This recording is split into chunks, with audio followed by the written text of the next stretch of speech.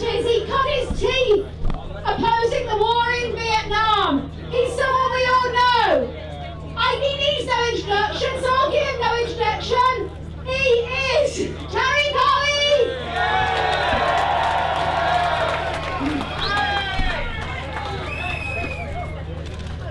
Friends, there are three basic points which have to be made, and they become a message for the politicians in this country.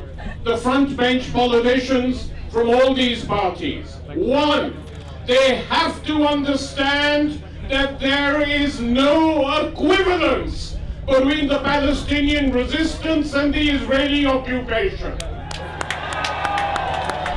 When a country is occupied, whether it was Algeria, whether it was Vietnam, whether it's Iraq, whether it's any other country, always a resistance emerges.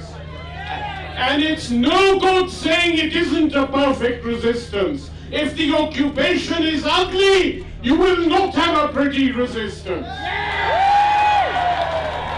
So I say this very openly. If you want the tunnels to stop being built, if you want no rockets being fired, get out of Gaza. Get out of Palestine. One of Netanyahu's disgusting interviews this week has not yet been reported in any mainstream newspaper. It's an interview with an American Zionist journalist called David Horowitz. I'm very impressed so many of you have heard of Horowitz. And when Horowitz said to Netanyahu, tell me honestly, are you prepared to consider a democratic, sovereign Palestine? Netanyahu replied very clearly, no.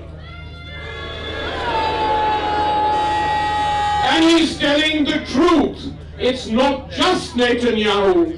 This has been the policy of every successive Zionist government in Israel. They will not tolerate an independent Palestine. And that is why we say, if you're not prepared to tolerate that, then there's only solution, one state. And not a state based on the ethnic superiority of everyone. That's the first point. The second point is that the United States, its House of Representatives and its Senate, voted unanimously to back Israel whatever they do. And this country then calls itself a democracy. I make a plea from this platform. If there are a few Arab billionaires left in the US, and we know that they are, please buy a few senators.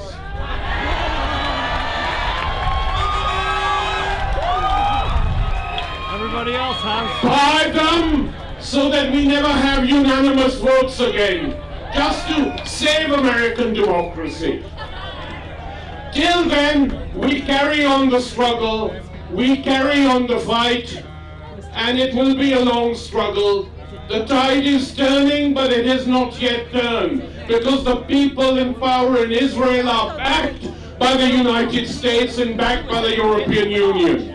And so pressure has to be built in Europe, in the United States, in Israel, in the Middle East, before Palestine will ultimately be free.